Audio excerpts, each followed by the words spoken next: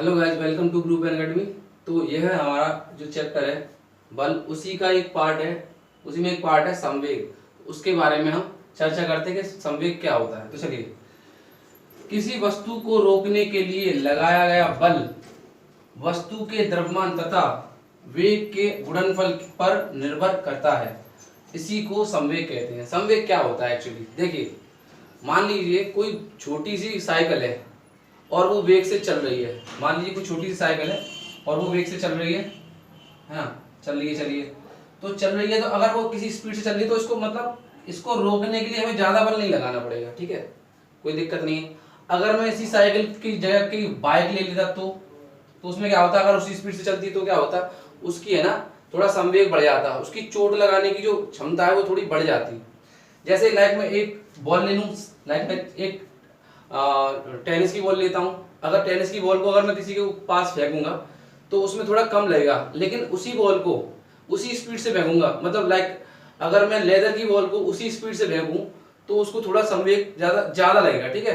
तो ये कहने का मतलब क्या है, यही दोनों का वेग बराबर हो और क्या नाम है, द्रव्यमान अलग हो तब भी संवेग ज्यादा होगा। द्रव्यमान मतलब द्रव्यमान ज्यादा होगा, उसका संवेग ज्यादा होगा। या फिर मैं ऐसा करूं कि बॉल क्या लेदर की बॉल फेंकूं, लेकिन जो टेनिस की बॉल है उसको स्पीड से फेंकूं, तो इसका मतलब क्या है, तो उसमें मतलब जो संवेग होगा उसमें टेनिस की बॉल में संवेग ज्यादा होगा। तो मेरा कहने का मतलब यही है कि जो हमारा संवेग है वो द्रव्यमान और वेग पर निर्भर करता है। संवेग काय पर निर्भर करता है, द्रव्यमान होगा। अगर ये दोनों ज्यादा होंगे तो ज्यादा होगा, है ना, इन दोनों के प्रोपोर्शनल होता है। अच्छा चलिए, अब इसके बारे में पढ़ते हैं। तो संवेग समझ में आ गया होगा, मतलब अगर आपका वेग और द्रव्यमान ज्यादा है तो इसका मतलब क्या, आपका संवेग भी ज्यादा होगा, ठीक है। चलिए, तो इसका मात्रक क्या होता है, किलोग्राम मीटर पर सेकंड होता है। मतलब किलोग्राम देखिए, मीटर सॉरी एम मतलब द्रव्यमान, द्रव्यमान का मात्रक क्या होता है किलोग्राम, और वेग का मतलब क्या होता है मीटर पर सेकंड। तो इसी से बना है किलोग्राम मीटर पर सेकंड। या इसका दूसरा मात्रक भी है न्यूटन सेकंड। अच्छा, यह एक सदिश राशि है। कैसे पता है ये एक सदिश राशि है, हमें कैसे पता है ये एक सदिश राशि है, देखिए, बिना कुछ समझे सोचे हम बता सकते हैं एक सदिश राशि है, क्योंकि इसमें क्या आ रहा है वेग। अगर वेग आ गया तो क्या हो जाएगी सदिश राशि। मैं पहले ही बता चुका हूं। सबसे पहले विस्थापन, विस्थापन किस में आता है, वेग में। अगर वेग में विस्थापन आ गया इसका मतलब क्या है, वेग भी क्या हो गया सदिश राशि, मतलब विस्थापन सदिश राशि है तो वेग भी सदिश राशि। अब आगे चलते हैं त्वरण। त्वरण में क्या होता है, त्वरण होता है वेग परिवर्तन की दर, उसमें भी वेग आता है। इसका मतलब क्या है कि वो भी क्या होगी एक सदिश राशि। ऐसे ही इसमें भी वेग आ रहा है, इसका मतलब क्या है, ये भी एक सदिश राशि है, ठीक है। तो बस इतना ही था। अब हम आगे चलेंगे, अब हम पढ़ेंगे इसकी थोड़ी बल का जो निरूपण है कैसे करते हैं। चलिए पढ़ते हैं, बल और संवेग में क्या संबंध होता है। तो संवेग परिवर्तन की दर लगाए गए बाह्य बल के बराबर होती है तथा सदैव बल की दिशा में होती है। मतलब अब देखिए, अब हम समझेंगे संवेग क्या होता है। हमें पता P बराबर एम बी, मैंने इससे पहले पढ़ा था, P बराबर एम बी होता है। तो P बराबर एम यू लिखेंगे, क्योंकि इसमें क्या प्रारंभिक वेग है। प्रारंभिक, इससे पहली जो वीडियो में मैंने प्रारंभिक वेग के बारे में बताया था जब न्यूमेरिकल कराए थे। अच्छा, अंतिम वेग क्या होता है, P2 is equal to m v. M v मतलब क्या, इसमें अंतिम वेग मतलब कोई स्पीड से कोई गाड़ी चल रही है, उसकी है ना स्पीड बढ़ गई है, मतलब उसका जो वेग है वो बढ़ गया है। इसका मतलब क्या है, उसके जो मोमेंटम है ना, उसका जो संवेग में उसमें भी परिवर्तन आ गया होगा। चलिए, तो संवेग परिवर्तन क्या होता है, तो P1 माइनस P2, और P1 क्या लेते हूँ mv और P2 क्या लेते हैं mu। चलिए सॉरी, P2 माइनस P1 होगा ये, P2 माइनस P1, ठीक है। अब मैंने इसमें से क्या निकाल लिया, इसमें से मैंने m कॉमन निकाल लिया। m कॉमन निकाल लिया तो v अपन v माइनस u हो जाएगा। अच्छा, इसको क्या लिखता हूँ मैं, डेल्टा v। परिवर्तन हुआ तो इसको मैं क्या लिखता हूँ, डेल्टा v। मतलब P2 माइनस P1 को क्या लिखता हूँ मैं, डेल्टा p लिखता हूँ डायरेक्ट। चलिए, परिवर्तन हुआ है। अब मैं समय के रेस्पेक्ट में क्या परिवर्तन हुआ वो देखते हैं। तो क्या हुआ, समय के रेस्पेक्ट में क्या होगा, समय भी लगा होगा, तो उसे मैं उस समय को क्या बोलता हूँ, t बोलता हूँ, डेल्टा t। अब इसमें डेल्टा t का भाग दिया तो इसमें भी डेल्टा t का भाग होगा। अच्छा, अब देखिए, अब हमें पता है कि v माइनस यू बराबर डेल्टा अपन टी होता है। ये हमने क्या समीकरण पहला है, v बराबर मतलब गति का प्रथम समीकरण है, v बराबर u प्लस at। तो a बराबर क्या, v minus you upon T हो जाएगा।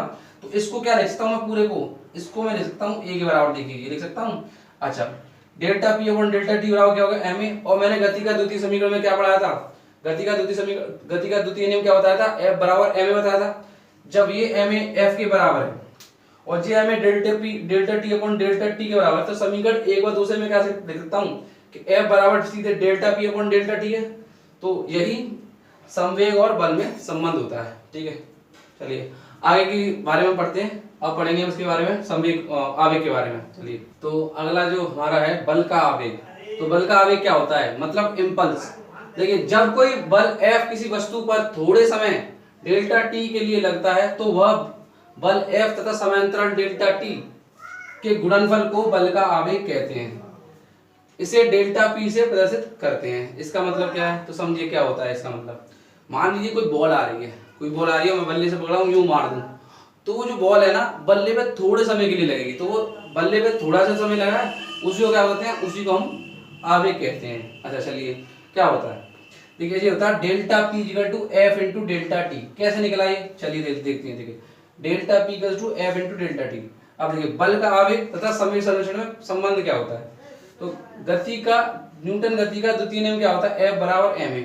और ma को क्या लिख सकता हूं मैं, ma को लिखता हूं a को क्या लिखता हूं, delta v upon delta T, क्योंकि मुझे पता है a बराबर v minus u upon T होता है। और इसको मैं क्या लिख सकता हूं, डेल्टा v, और इसको क्या लिख दे रहा हूं, डेल्टा टी। अच्छा, अब डेल्टा टी को क्या लिख दे रहा हूं मैं, ये यहाँ डिवाइड में है तो उधर जाके मल्टीप्लाई हो गया, दोनों सेम हो गए। तो इसका मतलब क्या है, जो बल का आवेग है वो संवेग संरक्षण, वो संवेग परिवर्तन के बराबर है। अच्छा, बल का आवेग है ना संवेग संरक्षण, संवेग परिवर्तन के बराबर है। यही तो मैं इसलिए पहले पढ़ाया था। तो उसको क्या लिखता हूं मैं, F P equal to P1 equal to P2 लिख सकता हूं डायरेक्ट, क्योंकि मुझे पता है कि ये F इंटू डेल्टा टी है और ये हमारा P है। इस वजह से मैं जो संवेग बल का आवेग होगा वो संवेग परिवर्तन के बराबर होगा। अच्छा, इनका मात्रक भी वही सेम रहेगा, जो आवेग का मात्रक, जो हमारे संवेग का मात्रक है। अच्छा, यह एक सदिश राशि है, इसका मात्रक क्या है, देखें, न्यूटन सेकंड। कैसे पता न्यूटन सेकंड है, देखिए यहाँ क्या बल, इसको न्यूटन बोलेंगे, और डेल्टा टी मतलब सेकंड, तो न्यूटन सेकंड इसका मात्रक हो गया। इसका दूसरा भी मात्रक हो सकता है क्या, मीटर, किलोग्राम मीटर पर सेकंड, या किलोग्राम मीटर पर सेकंड, ये भी इसका मात्रक हो, क्योंकि इसकी मदद से तो दोनों बराबर होंगे। ठीक है, ओके। संवेग संरक्षण का नियम। संवेग संरक्षण का नियम क्या है, यदि किसी निकाय में एक से अधिक वस्तुएं परस्पर क्रिया करें परंतु संपूर्ण निकाय पर कोई बल आरोपित ना हो, तो क्रिया से पूर्व वस्तुओं के संवेगों का सदिश योग क्रिया के बाद उन संवेगों के सदिश योग के बराबर होता है। मतलब क्या है, अगर मान लीजिए मेरे पास दो बॉल्स हैं, और इन दो बॉलों को मैंने इससे धीरे धीरे आ रही है, इसको भी मैं टक्कर मार दूं तो इसका संवेग है ना इसमें ट्रांसफर हो जाएगा।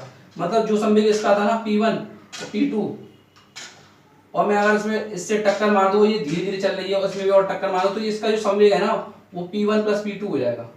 ठीक है, तो ये क्या हो गया, जो पहले था दोनों का योग हो गया। या फिर हम ऐसे कह सकते हैं, लाइक यहाँ कोई वॉल है या कोई दीवार है, अगर मैं इसमें यहाँ से कोई बॉल मार दूं टक्कर, तो क्या होगा, यहाँ टकरा के वॉल लौट के आएगी। मतलब जो मैंने संवेग से भेजी थी वो टकरा के ही उतने ही समय पे आ जाए, तो क्या होगा, वो संवेग संरक्षण का नियम कहलाएगा। या हम कह सकते हैं कि ऐसा एक्चुअल में ऐसा होता नहीं है। जैसे मैं किसी बॉल को मारूं तो एग्जैक्ट वो उतनी दूरी पर नहीं आएगा, एग्जैक्ट वो उतनी दूरी पर नहीं आएगा। मतलब अगर मारूं तो यहाँ पे टकरा के लाके यहाँ आ जाएगा या यहाँ आ जाएगा। पता है क्यों, क्योंकि नीचे है ना गुरुत्वाकर्षण काम कर रहा है उसे रोकने के लिए, और क्या चीजें हैं, और हवा वगैरह भी होती है जो इन्हें रोकती है, जो मतलब एयर होती है इनके बीच में। तो इस वजह से है ना ये बिल्कुल उसी जगह पे नहीं आ पाता है। ठीक है, इसी को संवेग संरक्षण का नियम कहते हैं। अच्छा, संवेग संरक्षण नियम न्यूटन के तृतीय गति के नियम, क्रिया प्रतिक्रिया के नियम की पुष्टि करता है। वही है, क्रिया प्रतिक्रिया, जितना तुम बल लगाओ उतना ही वो तुम पे भी बल लगाएगी।